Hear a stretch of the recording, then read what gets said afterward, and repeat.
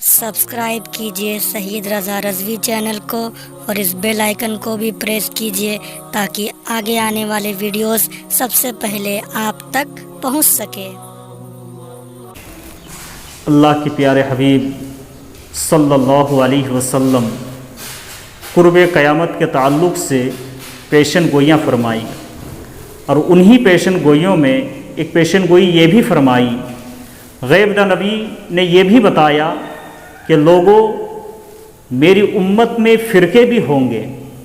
میری امت میں فرقے بھی ہوں گے، اور یہ ایک ایسی حدیث پاک ہے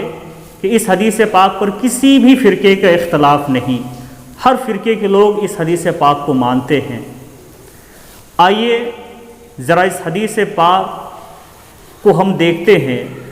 اور یہ جائزہ لیتے ہیں کہ آخر حق پر کون ہے، حق پر کون ہے۔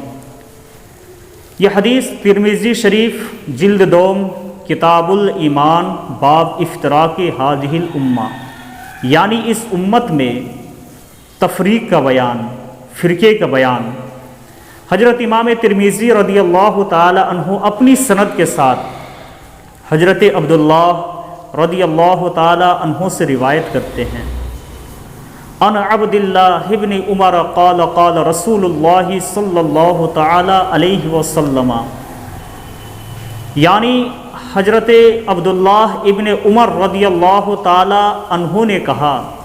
کہ اللہ کے نبی صلی اللہ علیہ وسلم نے ارشاد فرمایا، ان بنی اسرائیل تفرقت علی ثنتین وسبعین ملتا، یعنی بے شک بنی اسرائیل 72 فرقوں میں بٹ گئے تھے، وَتَفْتَرِقُ أُمَّتِي عَلَى ثَلَاثٍ وَسَبْعِينَ مِلَّةً، اور میری امت اختلاف کر کے 73 فرقوں میں بٹ جائے گی، كُلُّهُمْ فِي النَّارِ، سب کے سب جہنم میں جائیں گے، إِلَّا مِلَّةً وَاحِدَةً، سوائے ایک جماعت کے۔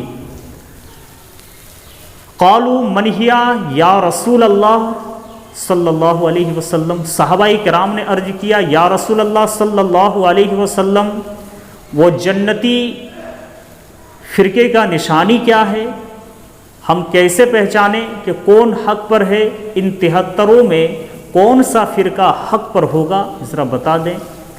تو غیب داں نبی صلی اللہ تعالی علیہ وسلم نے فرمایا ما انا علیہ و اصحابی، جو میرے اور میرے صحابہ کے نقش قدم میں ہوں گے،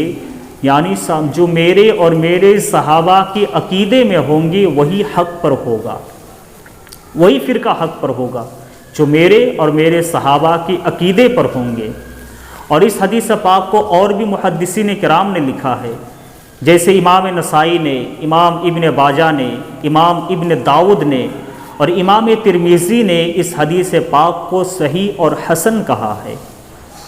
آئیے میں آپ کو اسی حدیث پاک سے دعوے کے ساتھ کہتا ہوں کہ نبی غیب داں ہیں۔ آپ فرمائیں گے وہ کیسے؟ تو سنیے کیا فرماتے ہیں اللہ کے نبی صلی اللہ علیہ وسلم، ان بنی اسرائیل تفرقت علی ثنتین وسبعین ملتا، کہ اے لوگوں آگاہ ہو جاؤ کہ قوم بنی اسرائیل 72 فرقوں میں بٹ گئے تھے، 72 فرقوں میں بٹ گئے تھے۔ یہ کون سی خبر دے رہے ہیں؟ یہ ماضی کی خبر دے رہے ہیں، گزرے ہوئے زمانے کی خبر دے رہے ہیں، جو ہو چکا 72 فرقوں میں بٹ چکے، یعنی گزرے ہوئے زمانے کی خبر دے رہے ہیں۔ وَتَفْتَرِقُ أُمَّتِي عَلَى ثَلَاثٍ وَسَبْعِينَ مِلَّةً، اور میری امت اختلاف کر کے 73 فرقوں میں بٹ جائے گی، ابھی بٹی نہیں ہے،